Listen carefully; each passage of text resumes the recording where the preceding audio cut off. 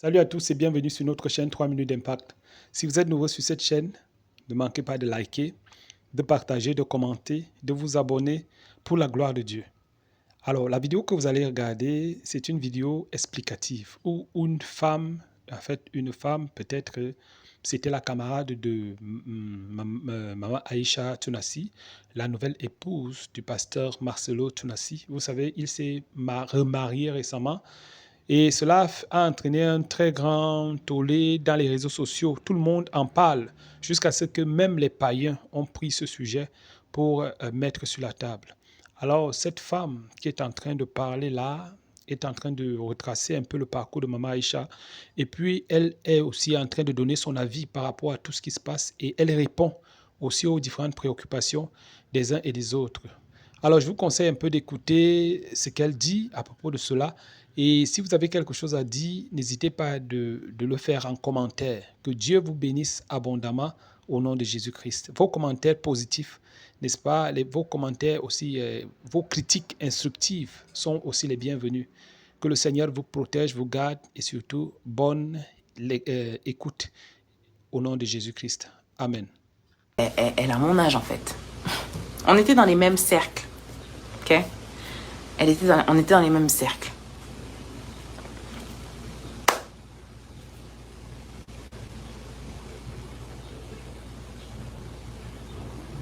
Je vais lire un peu vos commentaires. HEC, c'est bon pour le réseau uniquement, tu n'apprendras rien de nouveau. Mais c'est pas au travers d'HEC qu'il l'a rencontré, c'est au travers des réseaux sociaux. Salut Evelyne.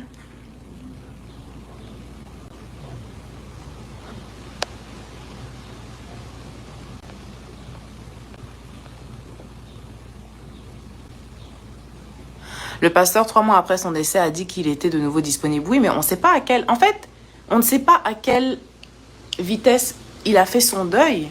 On ne peut pas juger tant qu'on n'a pas vécu la situation.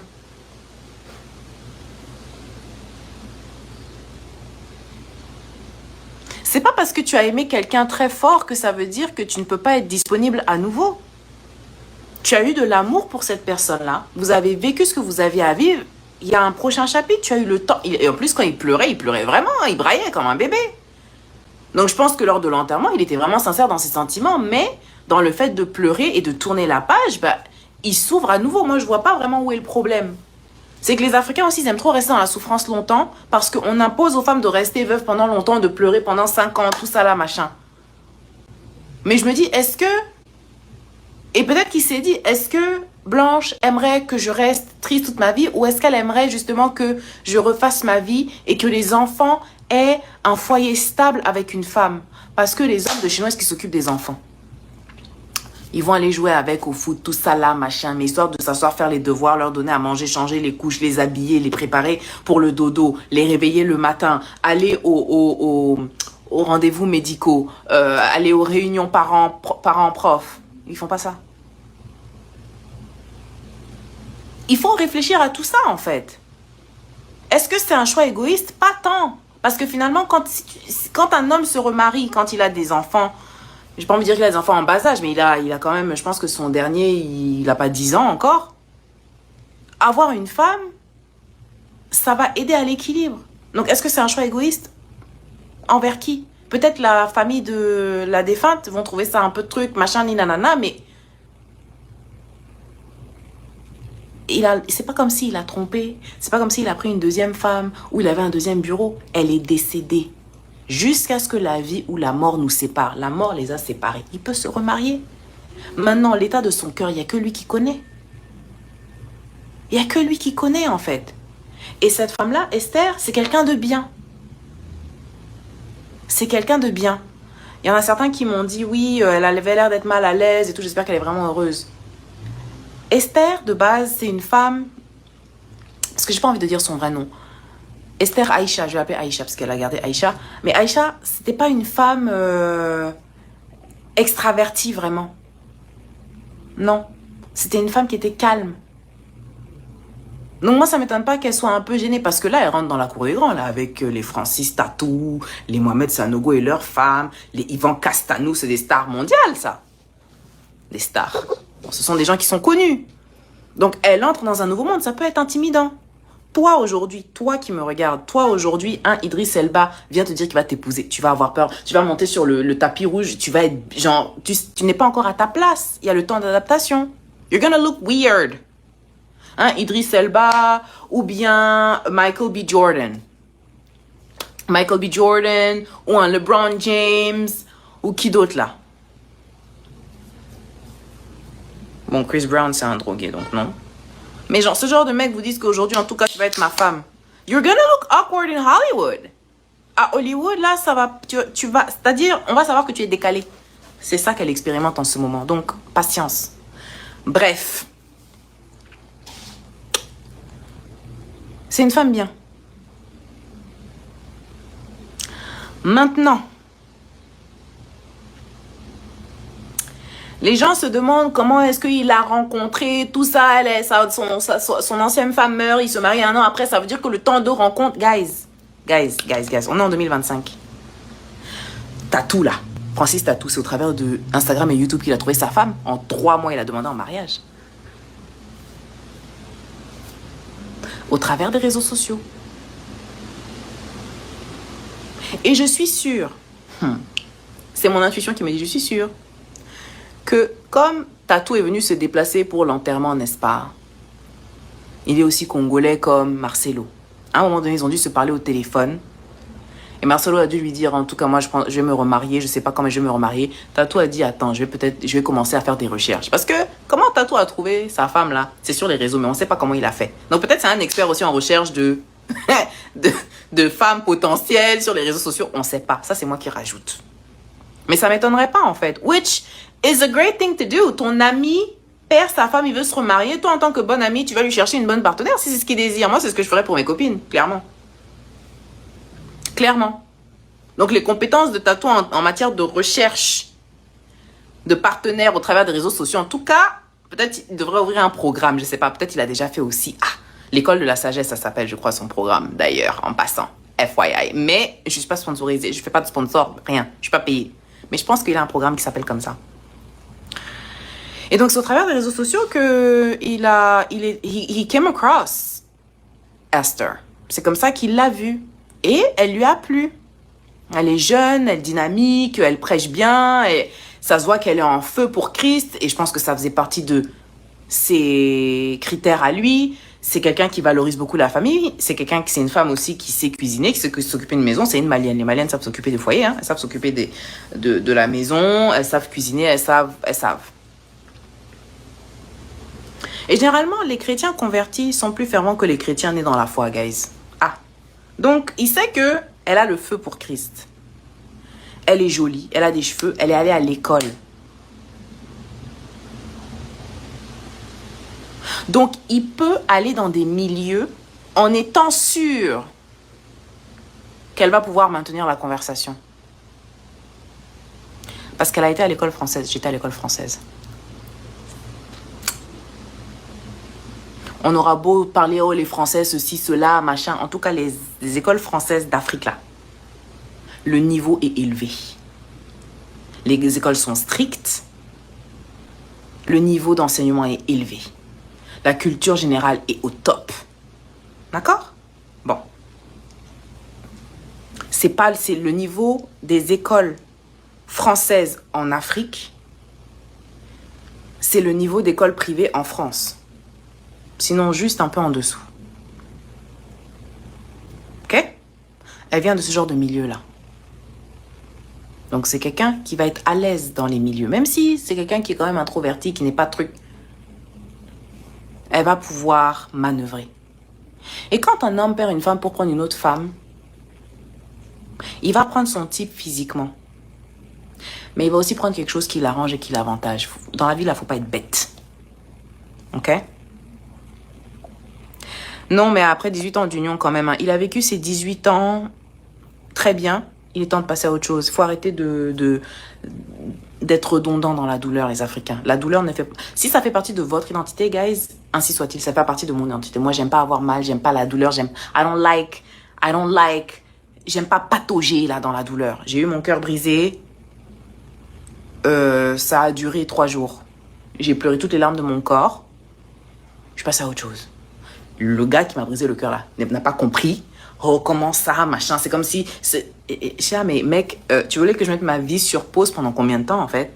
Like, hello? Non, faut arrêter de patauger dans la douleur et d'être dans... Non. À un moment donné, faut accepter aussi de passer à autre chose. C'est difficile, mais il faut accepter. OK? Il dit aussi il faut faire minimum 5 ans de cheminement avant de se marier. Et puis lui, au bout de 1 an, il se marie. Ouais, mais c'est parce qu'il a plus de 50 ans maintenant. Ça, c'est valide quand tu es jeune. Faire minimum 5 ans de cheminement. C'est ce qu'il a fait avec Blanche quand il était jeune. C'est pour ça que tous les jours, je vous dis ici, si ton processus de sélection, c'est le même que quand tu as 20 ans, alors que tu en as 50 ou 40, il y a un problème. Le mec, il a 50 ans et plus. Il a déjà 4-5 enfants. Vous voulez qu'il fasse le même processus que quelqu'un qui n'a jamais été marié et qui n'a jamais eu d'enfant? Non, faut être logique. Guys, soyez logique, s'il vous plaît.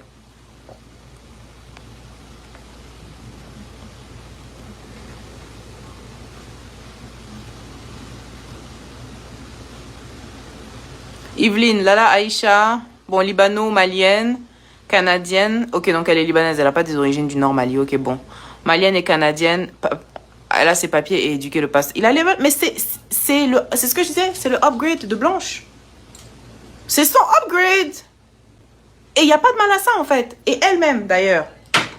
Elle-même, elle s'est bien mariée. C'est-à-dire, quand j'ai vu ça ce matin, parce que je me suis dit, la tête de la fille, là, me dit quelque chose. Ça me dit quelque chose. Mais quand j'ai eu la confirmation ce matin sur TikTok, que c'était elle, je suis allée poster sur ma story Instagram. Les Maliens, commentez ma story, dites-moi si c'est elle. Parce que je la connais. Dites-moi si c'est vraiment elle. Les gens m'ont confirmé que c'est elle. C'est elle. C'est elle. Je vais pas vous dire dans quel contexte et qui sont les gens qui m'ont confirmé. Les gens qui m'ont confirmé, eux et moi, on peut pas se mentir. C'est elle. Donc, ça a été un upgrade, en fait. Et il n'y a pas de mal à ça. Je ne pense pas que Aïcha a fait exprès ou c'était son but. Je ne pense pas. Maintenant, ceux qui vont aller dire qu'elle a fait la dark femininity, nanana, je pense pas. I don't think so. Je ne pense vraiment pas. Je pense, en l'occurrence, qu'elle s'est positionnée malgré elle et que physiquement, elle lui plaît. Et donc, parce qu'elle s'est jamais mariée, hein, Aïcha. Elle s'est jamais mariée.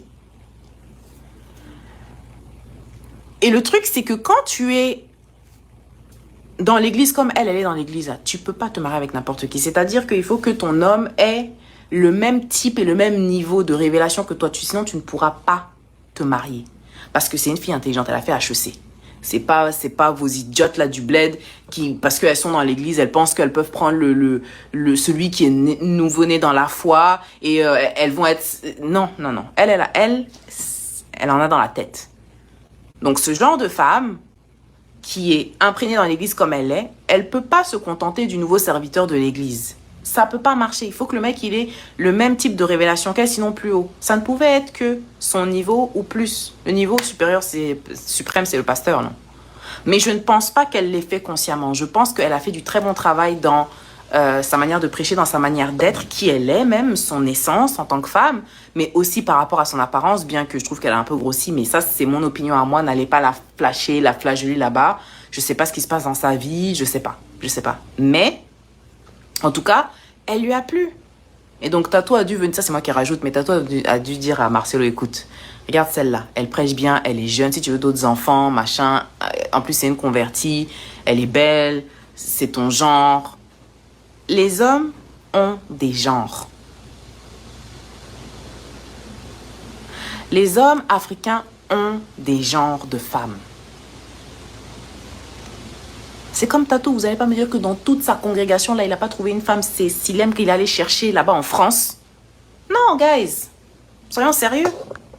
Soyons sérieux. Et dans tout, regardez toutes les femmes des pasteurs, là. Toutes les femmes des pasteurs. Laquelle a des cheveux courts? Non. C'est pas un palabre. Laquelle de ces femmes de pasteurs connus ont les cheveux courts? Noirs, je parle. Les pasteurs noirs.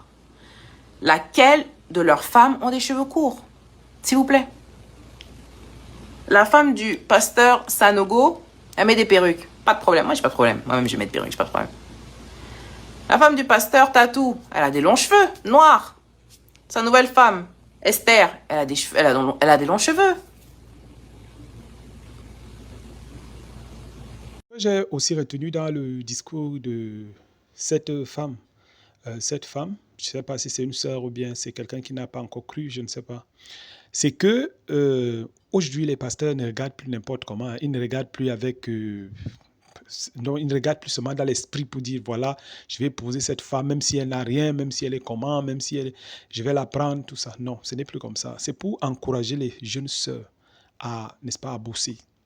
L'homme ne va pas venir vous prendre comme ça parce que vous êtes une femme et puis vous allez jeûner chez vous, vous allez prier, vous allez intercéder pour dire que non, il faut que l'homme là m'épouse, ainsi de suite. Les choses comme ça, c'était avant. Aujourd'hui, quand un homme se marie, il regarde aussi un certain nombre de choses. Il y a des critères sur lesquels il s'appuie pour prendre une femme. Oui. Et l'exemple qu'elle a vraiment mis en exergue, c'était l'exemple du prophète Joël qui est allé prendre une femme hors même de sa congrégation, Maman Simiane, n'est-ce pas? Est-ce que dans sa congrégation, il n'y avait pas de femmes? Il y avait des femmes, mais elle dit les hommes ont des genres, les hommes ont des genres. Donc, nos sœurs, vraiment, qui parlent en langue, qui passent le temps à prier, qui passent le temps à jeûner, ce n'est pas mauvais, mais aussi penser à avoir quelque chose aussi dans la tête, penser aussi à faire des études, penser à pousser loin, n'est-ce pas? Penser à avoir des objectifs grands. Et Dieu aussi permettra que certaines grandes personnes fixent leur regard sur vous. Imaginez-vous si le pasteur Marcelo partait prendre peut-être une sœur vraiment limité, non? Limité dans son mental, vous voyez. Lorsqu'il allait même sortir pour les grands milieux, c'est lui qui allait encore recommencer à travailler pour lui donner certains enseignements.